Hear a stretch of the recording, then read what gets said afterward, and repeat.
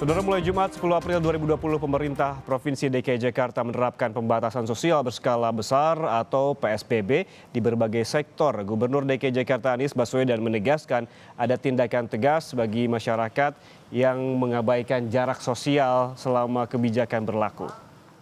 Pembatasan sosial di ibu kota akan berdampak pada jam operasional angkutan publik yang mulai pukul 6 pagi hingga 6 sore dengan kuota angkut penumpang hanya 50% dari jumlah normal.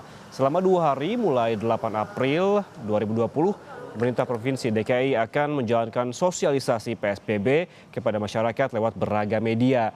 Anies Baswedan menyebutkan satuan polisi bersama TNI akan menindak tegas masyarakat yang tidak menjaga jarak aman. Warga hanya diperkenankan berkerumun maksimal 5 orang.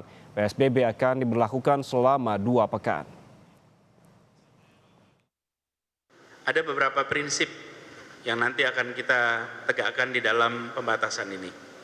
Pada intinya, kegiatan belajar akan terus seperti kemarin. Tidak dilakukan di sekolah, tapi dilakukan di rumah. Kemudian semua fasilitas umum tutup, baik itu fasilitas umum hiburan milik pemerintah maupun tempat hiburan milik masyarakat, taman, balai pertemuan, ruang air Petra, gedung olahraga, museum, semuanya tutup. Kemudian terkait dengan kegiatan sosial budaya juga sama, kita akan membatasi itu. Pernikahan tidak dilarang, tetapi dilakukan di kantor urusan agama. Kemudian resepsi ditiadakan. Begitu juga dengan kegiatan-kegiatan perayaan lain seperti kegiatan ritual khitan, tapi perayaannya yang ditiadakan. Anies Baswedan juga menyatakan tidak ada larangan bagi kendaraan pribadi memasuki Jakarta. Meski demikian, para pengendara dan pengguna kendaraan pribadi diimbau tetap mematuhi jarak sosial. Selain itu, transportasi umum seperti bus diizinkan beroperasi dengan kapasitas maksimal setengah dari total kapasitas kendaraan. Menjelang diberlakukannya PSBB, kita pantau bagaimana persiapan petugas Transjakarta di halte Duku Atas, Jakarta Selatan. Sudah ada jurnalis Kompas TV Jonah Hamonangan. Selamat pagi Jonah, Anda yang berada di sana, sudah adakah skema yang disiapkan oleh petugas Transjakarta untuk penerapan PSBB di dalam halte dan juga bus dari pantauan Anda pagi ini? Ya, selamat pagi Ian dan saudara. Terkait dengan pemberlakuan PSBB atau pembatasan sosial berskala besar, pihak Transjakarta sudah melaksanakan sosialisasi, di mana sosialisasi dilaksanakan ke seluruh khususnya halte yang ada di Transjakarta. Dalam rangka penerapan PSBB memang saat ini ada sosialisasi yang digelar selama 2 hari, yaitu hari dan besok, di mana PSBB sendiri direncanakan akan dimulai pada tanggal 10 mendatang. Dan untuk penerapan dari PSBB sendiri ini akan berjalan selama 2 minggu. Ada aturan yang akan dijalankan seperti mulai dari jam kerja operasional, di mana sebelumnya Transjakarta untuk beberapa koridor beroperasional 24 jam, namun terkait dengan adanya penerapan dari PSBB ini hanya berjalan selama 12 jam saja, yaitu mulai dari jam 6 pagi sampai pukul 18 atau pukul 6 sore.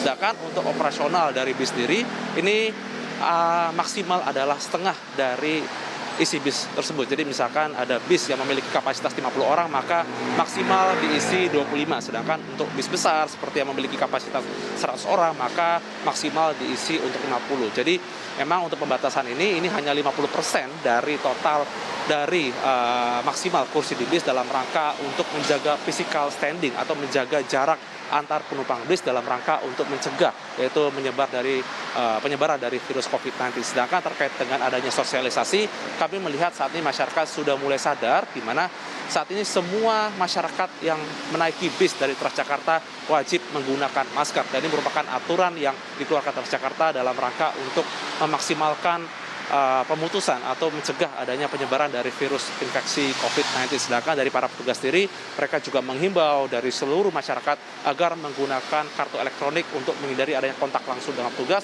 dan juga disediakan seperti tempat cuci tangan dan juga disinfektan.